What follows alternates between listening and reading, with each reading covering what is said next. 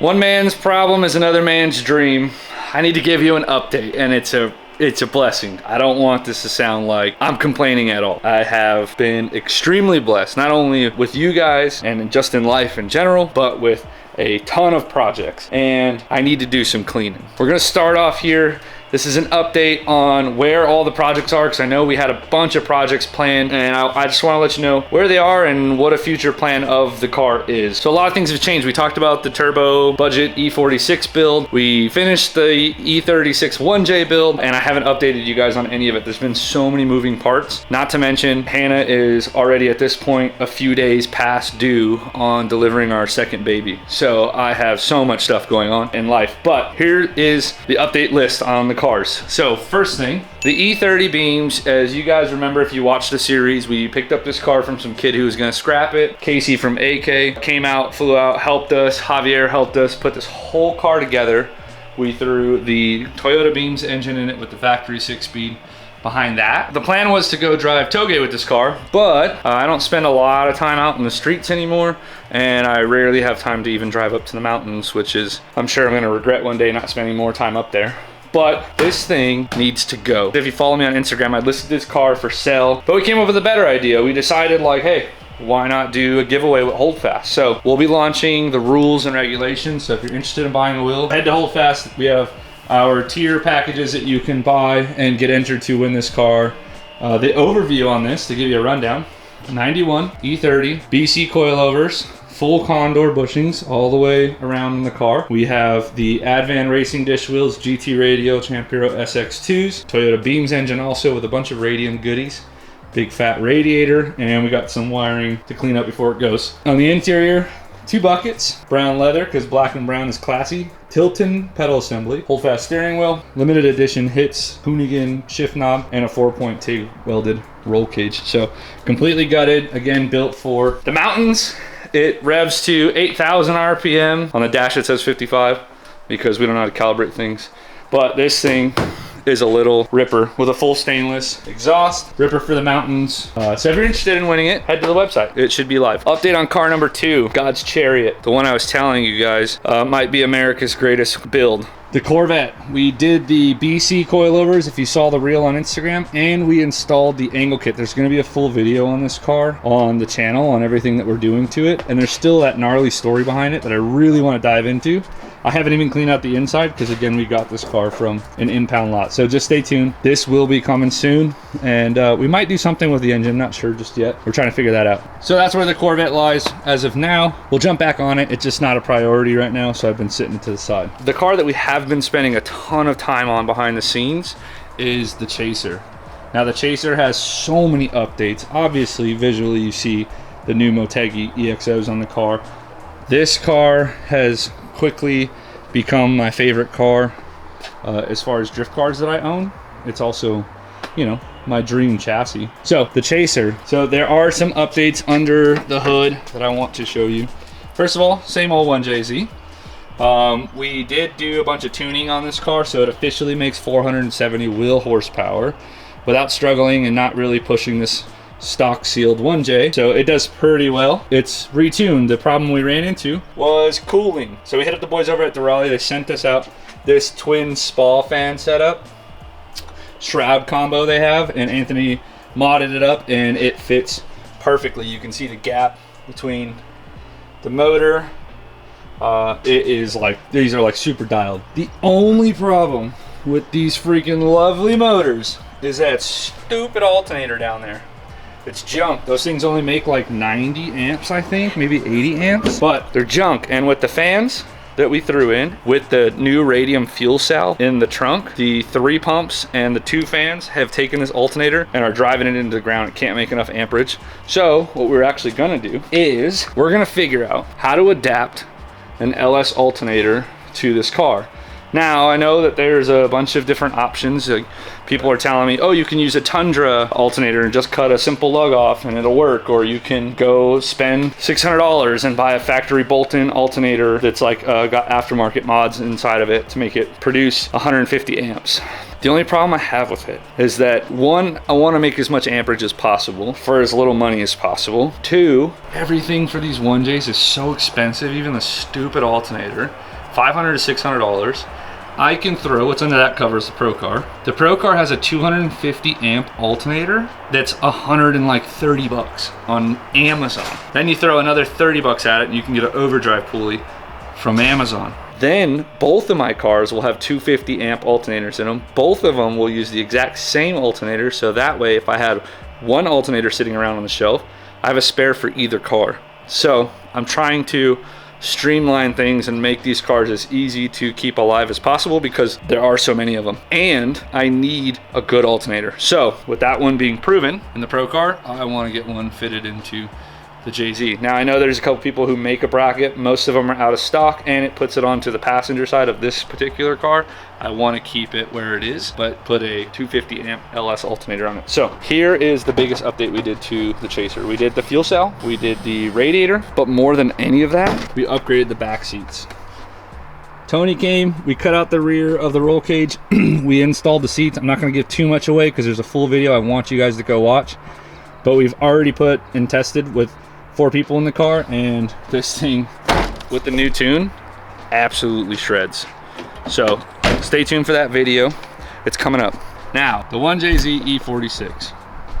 So this car a bunch of you guys are fans of, and I am too. I don't know, I kind of feel like I'm growing up. I'm not saying that these cars are for young people. I think I'm looking for something different, and I really want to be a slam stancy boy, but this thing just like, I don't know. It's not very comfortable to drive, and it needs a couple more things. So maybe we'll get there. But the 1J E36, we wrapped the front bumper, so everything matches. We wrapped the back bumper, all that matches. We put an old status seat in it, along with that, and the engine bay in this thing is beautiful. Tony did a really good job setting this car up, and we've already drifted it, messing around, doing donuts and stuff. It's very slow. It's a non-VVTi 1JZ. I think what it really needs in its life is like some type of, like maybe a link ECU, so that we can actually tune it and get it dialed in on like pump 91 or E85 and really turn up the boost. But this car is nasty. Everything is done to this car. The full rear end, full bushings, true coilovers from BC, FDF race shop, angle kit on it. Like, this car is so sick, but man, it sucks to drive, it feels like. So I can't wait for it to, we'll tune it, we'll get some more power in it, and then I'll really give you guys an opinion. But on this car, it needs the exhaust finished out the back because it's just a downpipe right now, and a tune, and that's it. The E46 is pretty much dialed. Now, we gave you guys an update. We gave you an initial video when we released this car, the E46, that we wanted to do a whole budget build on and do a turbo and show you that you can use cheaper parts and still make it reliable if you did your due diligence. But I've actually been using this as a daily quite often. It's been sitting. Everything's kind of dirty because it's been sitting. I haven't really had time to put this car in the garage and work on it. We just worked on the beams. We're getting it ready for the giveaway. The Chaser, we wanted to get the rear seats put in and all that. That was the whole point of that car. So that's all coming together. Those things are done. But this car, I really can't find time to invest into it.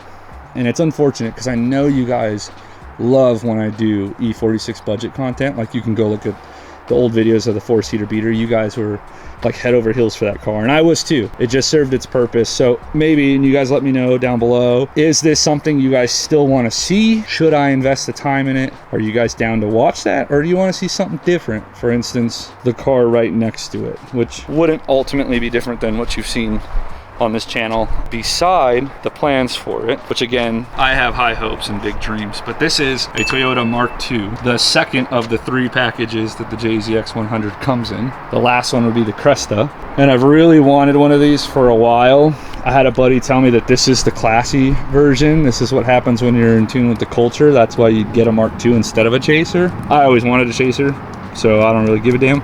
But now I wanted a Mark II, I wanted a street car. And we have been contemplating what's going on with the 4200. Well, the 4200, we're waiting on a couple of partners because we want to do some pistons and rods in it, which we really don't need them, but it'd be cool to have the partnership.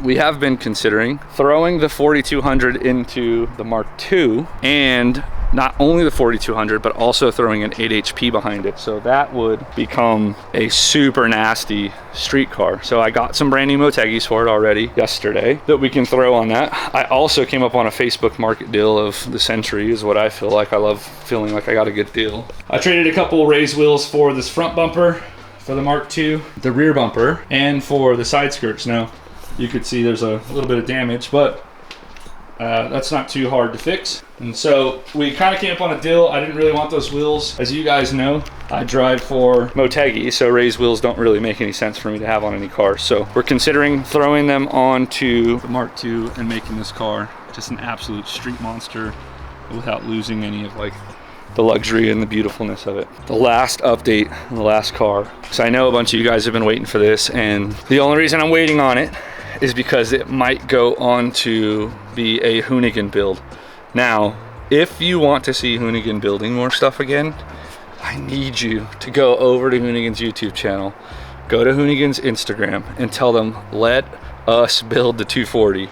Because the 240 has been sitting, but I have so many parts for this. I have collected pieces and pieces and pieces for this car. So it really wouldn't be financially bad to do. I just need you guys to help me convince the overlords to let us do it. If you could do that for me, it would bless me. It would bless Gary as well. And the final vehicle, the Mom Mobile. We got this Land Cruiser for Hannah.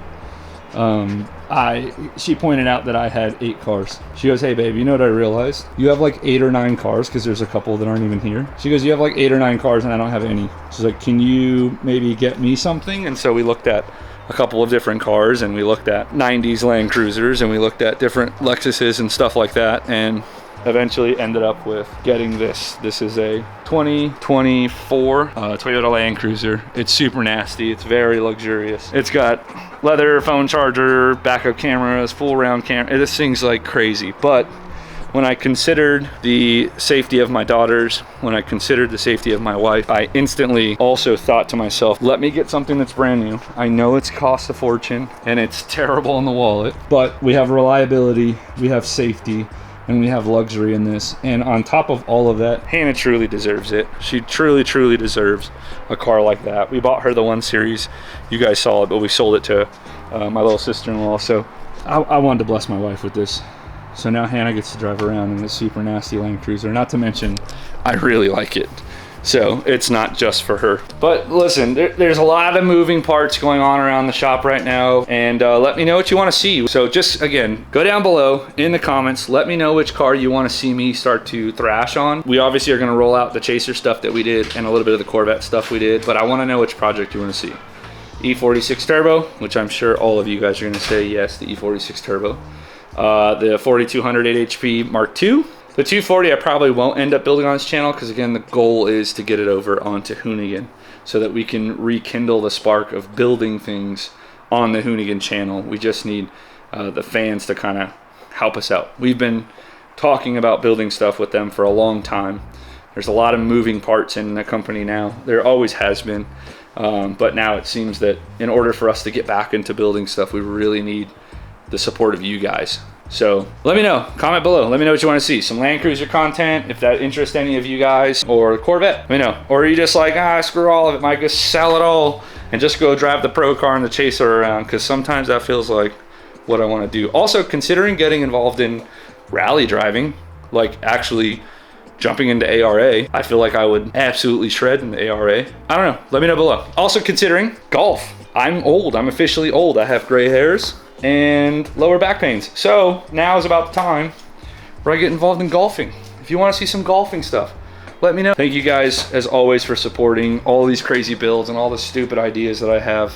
I hope that my channel continues to be not only entertaining, but educational, and from actually educational in the sense of like I'm actually teaching you stuff properly, and I'm also doing stupid things and showing you what not to do, because a present father and an absent father can both teach you really good life lessons. Anyway, stay tuned.